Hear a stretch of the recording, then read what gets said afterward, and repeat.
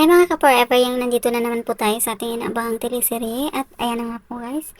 Dahil sa kagustuhan ni Esmeralda na malaman kung talagang apo nga ni Eduardo itong si Rambo, inutosan niya itong si Guada at saka si Oliver na kumuha ng specimen o yung mga ginagamit nilang baso at ibigay ito kay Rigor para mapa-DNA test nila.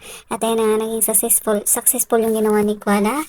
Pagkatapos kumain itong ni Rambo, kinuha niya itong baso at pati na din itong baso ni ex-mayor Eduardo. At ito namang si Juday, parang galit na galit sa mga anak niya, lalo na kay Rambo.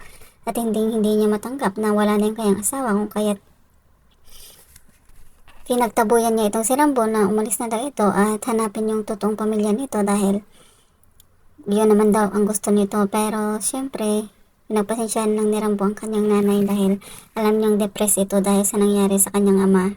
At isang araw, nagulat itong si Rain, tinawagan niya si Rambo na okay na daw ang kanyang nanay na nagluto pa daw ng pagkain at maagang nagising.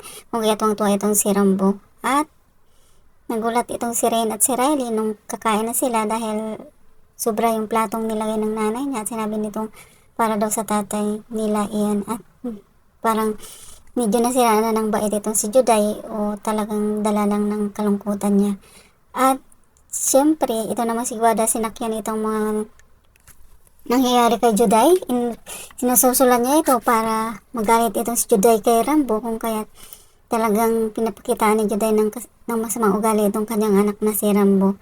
At siyempre, lumabas na yung resulta ng DNA test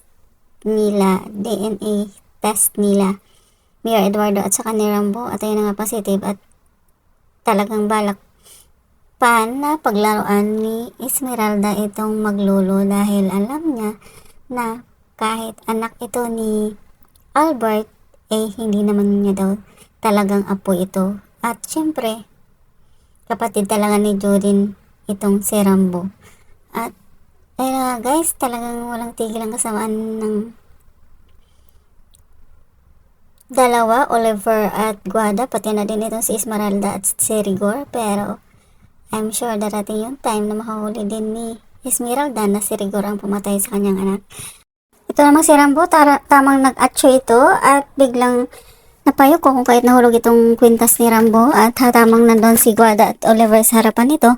At nang biglang tinawag ni Riley itong si Rambo, biglang nag-agawan nitong si Oliver at Guada na kunin yung kwintas ni Rambo. At syempre mas nauna itong si Guada at balak itong pero nung pinatawag sila ni Esmeralda, nakita ni Esmeralda sa kanya yung kwintas kung kaya kinuha ito ni Esmeralda at sa kanya na daw iyon. At hindi sana papayag itong si Guada pero wala siyang magawa dahil syempre natural boss nila si Esmeralda. Ayun, thank you so much for watching guys. Please don't forget to like, subscribe, and press the bell button for you to notify in my next video. Thank you and bye!